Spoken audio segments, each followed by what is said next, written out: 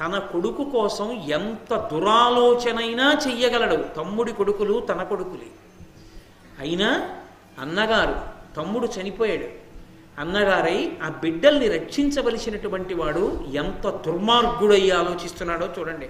మనసుకి నియంత్రణ లేకుండా ఉండాలి కానీ తన మీద తనకి అదుపు లేకుండా పోవాలి కానీ మనిషి ఎంతకైనా తెగించగలడు అని విదురుణ్ణి పిలిచి, ఇలా మాయాద్యూతంలో గెలవాలనుకుంటున్నారు, శకుని ఆడతాడు, నువ్వు వెళ్ళి పాండవుల్ని తీసుకురావాలని చెప్పాడు. విదురుడితో మాత్రం నిస్సందేహంగా చెప్పేస్తాడు, విదురుడితో మాట్లాడతాడు.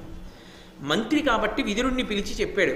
విదురుడు అన్నాడు, ఇట్టి కార్యములకు నేనవశ్యంబు ఒడంబడంగనోప ఉక్కిమమున సుతులతోడ ఏల సుతులకు భేదంబు సేయ గడచితివి ఇతియు జట్టయనక. నీకు బుద్ధుందా? మాయాద్యూతానికి నేను వెళ్ళి తీసుకురానా పాండవుల్ని? పిల్లలకి చిచ్చు పెడతావా? పెద్దనాన్నవి నువ్వు ఉన్నావా?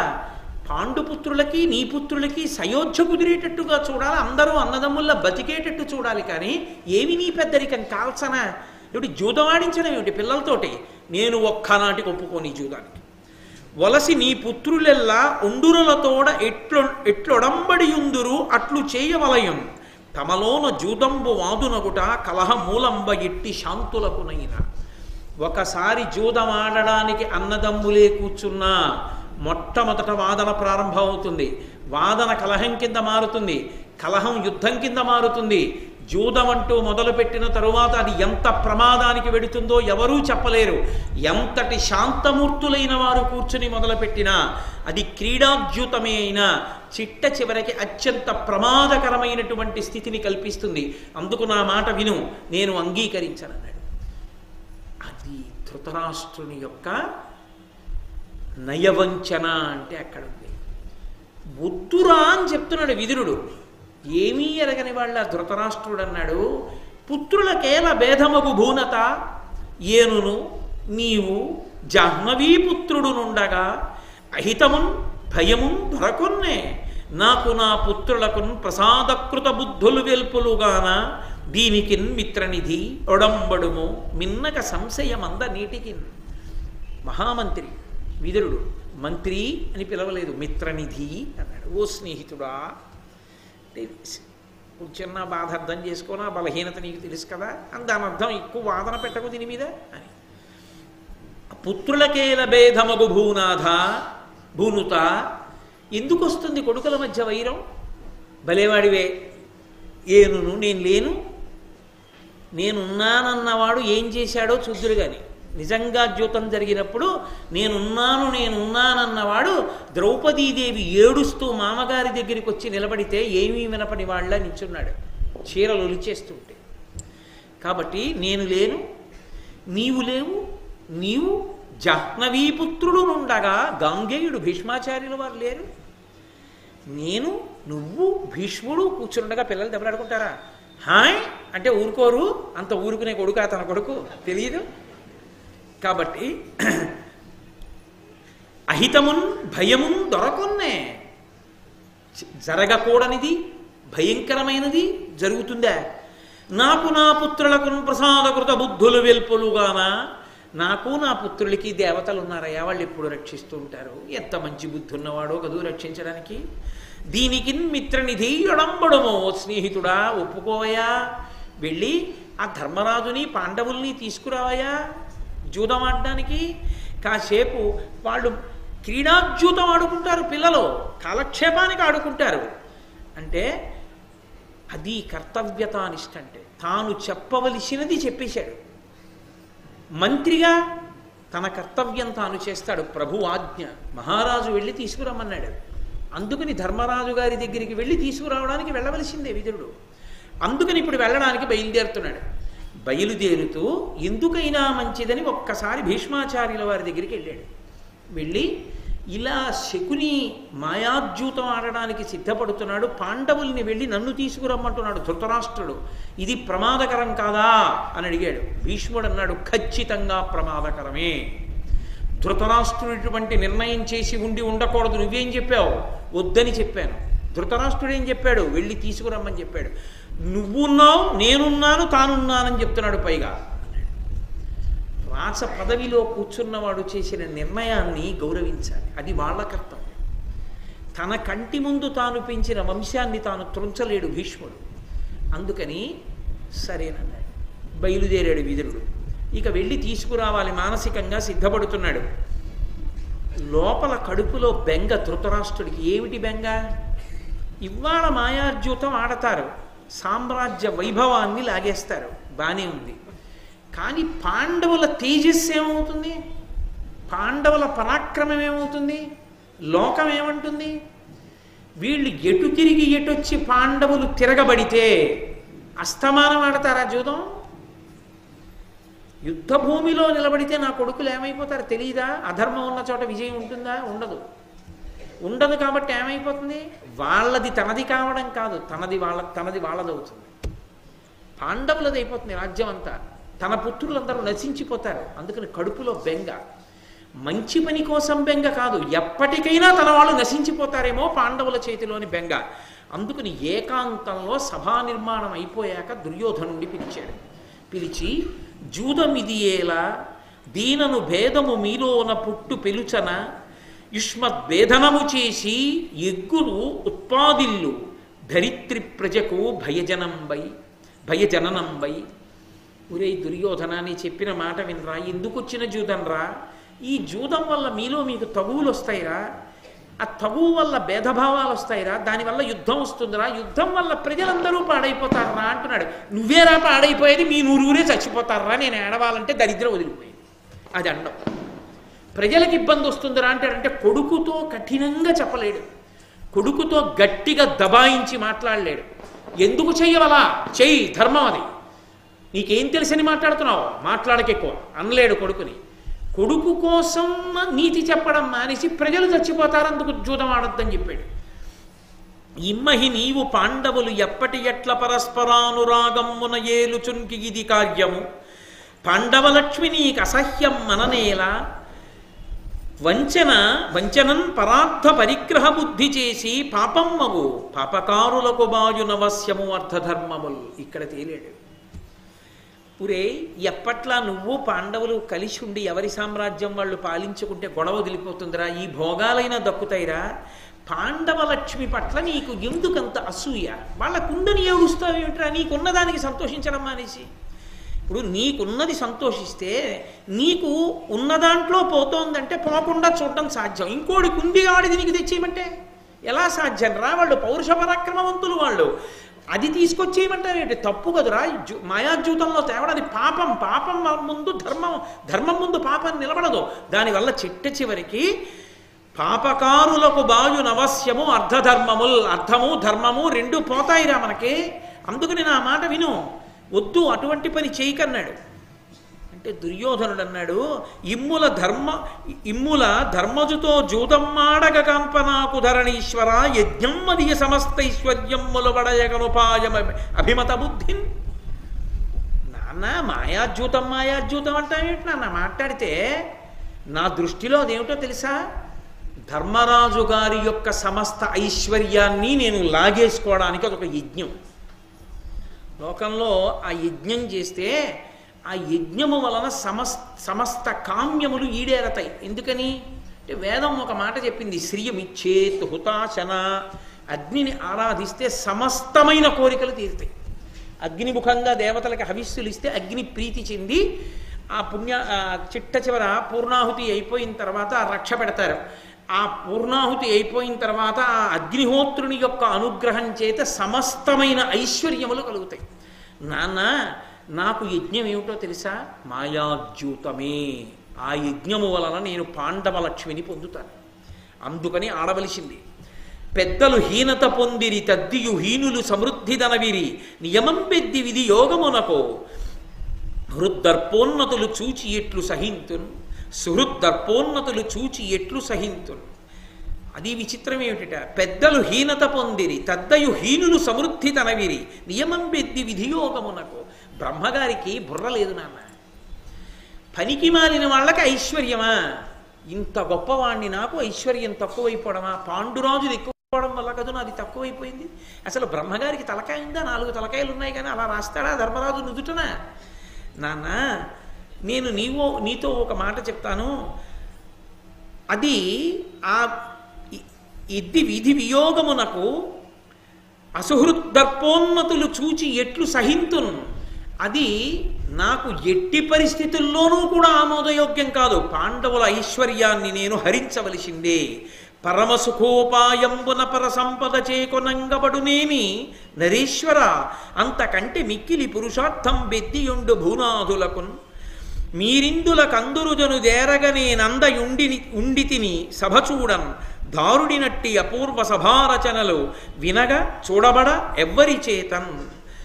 నాన్న, అన్నిటికన్నా రాజు ఆలోచించేది ఏమిటంటే ఎంత సులభమైన ఎంత తేలికైన ఉపాయం చేత అవతల వారి యొక్క ఐశ్వర్యాన్ని మనం కబళించవచ్చని ఆలోచిస్తాడు. ఇంతకన్నా సులభమైన ఉపాయం ఏముంది నాన్న? ఓ యుద్ధమా, ఓ కత్తె, ఓ గద, ఏం కావాలి? అలా కూర్చుని పాచికలు విసిరితే చాలు, పాండవ లక్ష్మంతా నాదవుతుంది. నీకేముంది నాన్న? యజ్ఞం జరిగినంతసేపు ఉండి వెనక్కి వచ్చావు, నేను చూసొచ్చా మైసభ. ఎంత గొప్పగా ఉందో తెలుసా? అది అసలు అటువంటిది చూడలేదు, వినలేదు. కాబట్టి నాన్న, ఇది జరగవలసిందే ఈ సభ అంటే. వెంటనే శకుని లేచి దుర్యోధనుడితో అన్నాడు, నాగరథాశ్వ సన్నాహమునర్పక యొడ్డనంబులు తీర్పక ఉభయ సైన్య వీరుల కరముల వివిధాయుధంబుల అన్యోన్య సంఘట్టనారవంబులెసగంగ సంగ్రామమేర్పడ చేయక అక్షముల్ తొలిచి ఏ నశ్రమమున ప్రతిపక్ష తతుల సంపదలు జయించి నీకిచ్చెద వగవంగనేల ధర్మరాజు ప్రీతితోడ రావించి అతనితో కడగు జూదమాడ కౌరవేంద్ర ఒండు పాట పాండవోన్నతి వేల్పులకైన నపహరింప నలవి కాదు. ఇది కౌరవులకు పాండవుల యొక్క పౌరుష పరాక్రమాలు ఖచ్చితంగా తెలుసు అనడానికి తార్కాణం. శకుని అన్నాడు, నిజంగా యుద్ధంలో సైన్యాన్ని మోహరించక్కర్లేదు, ఏనుగులు ఘీంకరించక్కర్లేదు, గుర్రాలు అరవక్కర్లేదు, భటులు కత్తులతో యుద్ధాలు చెయ్యక్కర్లేదు. నేను నా పాచికలు ఇలా దొర్లిస్తాను అంతే, అటు రాజ్యం ఇటు వచ్చేస్తుంది. ఎందుకంటావేమో, ఇలా కాకుండా అలా కూడా తెచ్చుకోవచ్చుగా అంటావేమో దుర్యోధన. అంటే మాట్లాడుతున్నది దుర్యోధనుడితో, చెప్తున్నది ధృతరాష్ట్రుడితో. అక్కడేగా ఉన్నాడు, మరి ధృతరాష్ట్రుడికి ఎందుకు చెప్పడం అంటే, శకునికి ధృతరాష్ట్రుడు అంటే భయం, అంత చొరవలేదు మాట్లాడ్డ బావగారితో. దుర్యోధనుడితో మాట్లాడి ఆ సమయానికి ఏది మాట్లాడాలో అది మాట్లాడి ధృతరాష్ట్రుడికి మార్గం లేని స్థితిని కల్పిస్తాడు, దుర్యోధనుడిలో అగ్ని పెంచుతాడు. కాబట్టి ఇలా పాచికలు వేస్తాను, అలా సామ్రాజ్యం ఇటు వచ్చేస్తుంది. ఎంత తేలిగ్గా వస్తుంది. యుద్ధం చేసి కూడా సాధిస్తానంటావేమో దుర్యోధన, నువ్వు కాదు దేవతలు కూడా గెలవరు పాండవుల్ని. కాబట్టి ఉన్నదొక్కటే మార్గం, పాండవుల రాజ్యం నీదైతే తప్ప నువ్వు బ్రతకలేనంటావా? మాయాద్యూతం ఒకటే. లేదు యుద్ధం చేస్తానంటావా? మనందరం చచ్చిపోవడం ఒకటి, మనది కూడా పాండవులది అవుతుంది. కాబట్టి నీకు వాళ్ళ రాజ్యం కావాలంటే మాయాద్యూతము వినా మార్గము లేదు. ఇప్పుడు మంకు పట్టెవరికి పెరిగిపోతుంది, ఆడవలసిందే, ఆహ్వానించవలసిందే అని దుర్యోధనుడిలో పెరిగిపోతుంది. అందుకని దుర్యోధనుడు అన్నాడు, విదురమతంబు పాండవేయ హితార్థంబు వాని బుద్ధి నెడగవలవ అన్యపక్షపాత బుద్ధి పరుగుచునుండెడు వట్టి వాని నప్తుడనకనగునే. ఏమిటి నాన్న, విదురుడు చెప్పాడు ఆలోచించు, విదురుడు చెప్పాడు ఆలోచించంటావు. మనం ఒక పని చేసేటప్పుడు మనం ఎలా చేద్దాం అనుకున్నామో అలా చెయ్యాలి తప్ప మనం ఎలా అనుకున్నామో దాన్ని విడిచిపెట్టి ఎవడో ఎలా అనుకున్నాడో అలా చేయడం ఏమిటి? విదురుడు పాండవ పక్షపాతి, అందుకని పాండవులకు అనుకూలంగా మాట్లాడతాడు. మనం ఏమనుకున్నామో అది విడిచిపెట్టి విదురుడు పాండవ పక్షపాతిగా మాట్లాడిన దాన్ని దృష్టిలో పెట్టుకుని దానికి అనుకూలంగా చేసి పాండవులను ఉద్ధరిద్దాం అనుకుంటున్నావా? ఏం మాకు ఉపకారం చేయవా? ఆడవలసిందే మాయాద్యూతం, నువ్వు పిలిపించవలసిందే ధర్మరాజుని పాండవుల్ని అన్నాడు. అంటే వెంటనే అనగా సుహృద్యూతం ఇందు ఒనరింతము ప్రొద్దువోకవయునగు అని మేం కేవలంగా ఏమి తోచదు కదా, ఆడదాంకా సేపు మాయాద్యూతం అంటాం. లొంగిపోతాడు దుర్యోధనుడు. ధర్మరాజు ఈ సభామంటపానికి పిలిచి కాలక్షేపానికని మొదలు పెడతాం, సమస్తం లాగేస్తాం, అందరూ సాక్ష్యంగా ఉంటారు. మా క్రీడాద్యూతం కదా, ఏదో పిల్లలు ఆడుకుంటున్నారు కదా అనుకుంటారు. అకస్మాత్తుగా పందాలు ఒడ్డి అన్నీ లాగేస్తాం. అందరూ తేరుకునే లోపల పాండవ లక్ష్మి మాది, కాబట్టి నాన్న నీకు వేరొక మార్గం లేదు, నువ్వు అంగీకరించవలసిందే అన్నాడు. అన్న తర్వాత ఒక చమత్కారం జరిగింది. ఏమిటా చమత్కారం అంటే, ధృతరాష్ట్రుడు వెంటనే విదురుడికి కబురు చేశాడంటే ఇంక దుర్యోధనుడి యొక్క ప్రణాళికని పరిపూర్ణంగా సమ్మతించాడు. సమ్మతించి విదురుణ్ణి పిలిచి, అనుపమరత్న కాంచన చయాంచితమీ సభ, దీని దర్శనందను అనగుండు తాను తన తమ్ములు ఇందుల కేగుదించి చూచిన కడు సంతసంబగు విశిష్ట జనస్తుత, నీవు వాని తోడ్కుని చనుదెమ్ము భూసర సుఖం బుధబంధు జనాను రంజను.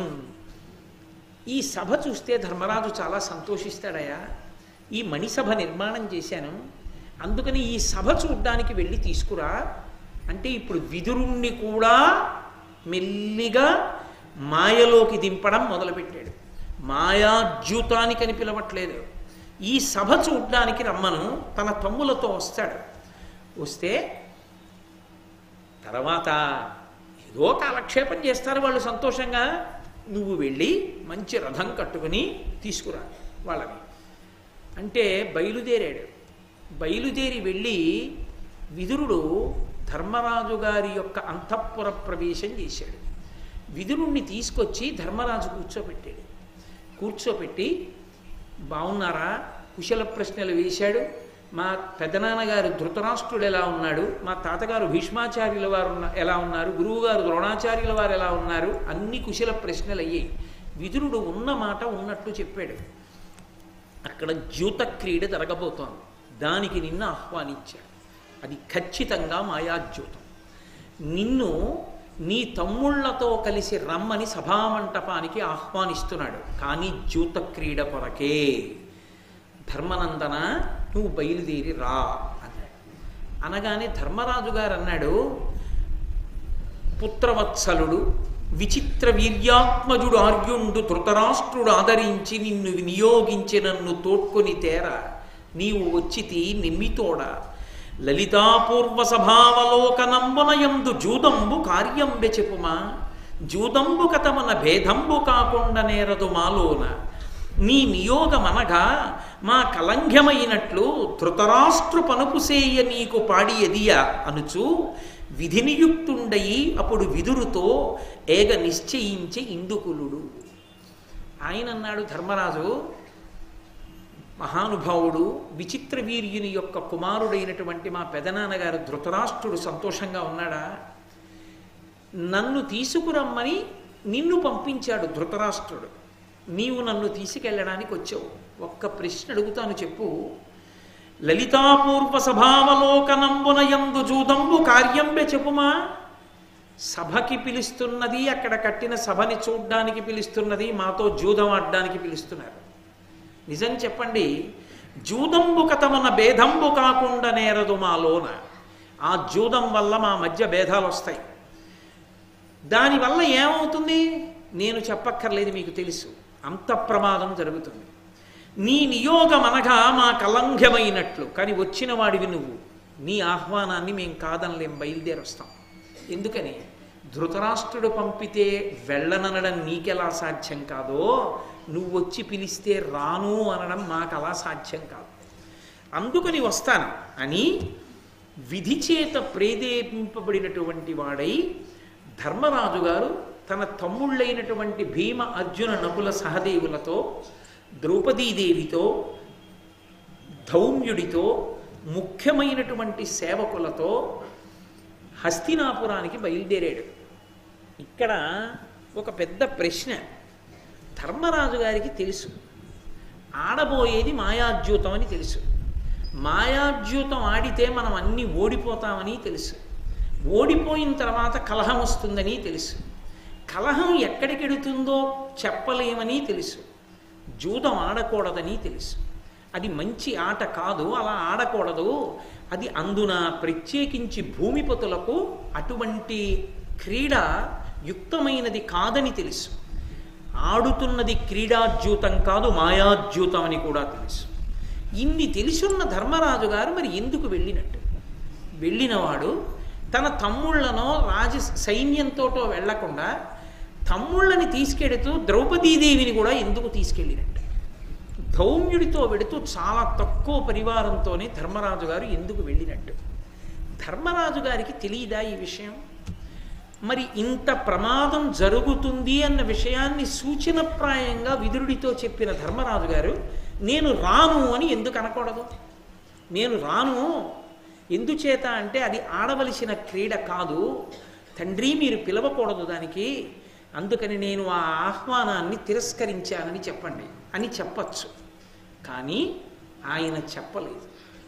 చెప్పకుండా నిన్ను ధృతరాష్ట్రుడు పంపితే వచ్చినట్లు అన్నాడు. ధృతరాష్ట్రుడి పనుపున విదురుడు రావడం ఉద్యోగ ధర్మం. అక్కడ మంత్రి, ఆయన రాజు. కానీ ఇక్కడ వీళ్ళిద్దరి మధ్య ఉన్న అనుబంధం అది కాదు, తండ్రి కుమారుల అనుబంధం. అతనికి తెలుసున్నప్పుడు అలా వెళ్ళకూడదు, విడితే ప్రమాదం జరుగుతుంది అని స్ఫుటంగా తెలుసున్నప్పుడు ధర్మరాజు గారు ఏ కారణానికి వెళ్ళాడు? వెళ్ళినవాడు మౌనంగా ఏమీ మాట్లాడకుండా ఏదో ఇంట్లో ఓ గరిటిచ్చేసినట్టుగా సమస్తాన్ని కోల్పోయాడు. ఎందుకు అలా జరిగింది భారతంలో? అసలు ధర్మరాజు గారు వెళ్ళడానికి ఏది ప్రబల కారణం వెనక? ఎంత ప్రబలమైన కారణం ఉంటే ధర్మరాజు వెళ్ళాడు? లేకపోతే కేవలము జూతమునందు ఆయనకు ఉండేటటువంటి అనురక్తితో ఆ ఆట ఆడకుండా ఉండలేక దాని మీద ఉండేటటువంటి ఉత్సాహంతో ఎంత అధర్మమని తెలిసినా కూడా, ఎంత ప్రమాదమని తెలిసినా కూడా నేను రాను అని అనలేక బలహీనతకి లోనైపోయి గబగబా వెళ్ళిపోదామని, అందుకే మిగిలిన వాళ్ళని పిలవకుండా తన తమ్ముళ్ళని భార్యని ధౌమ్యుణ్ణి తీసుకుని బయలుదేరి వెళ్ళిపోయాడా?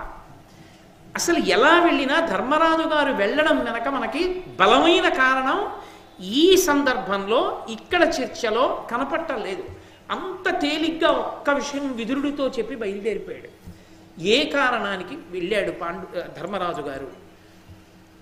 ధర్మరాజు గారు ఏ కారణానికి వెళ్ళారో అందులో ఉన్న పెద్ద రహస్యం ఎక్కడ దాచారో, ఎక్కడ చెప్పారో ఈ విషయాల్ని రేపు ప్రసంగం ప్రారంభం చేస్తూనే చెప్తాను.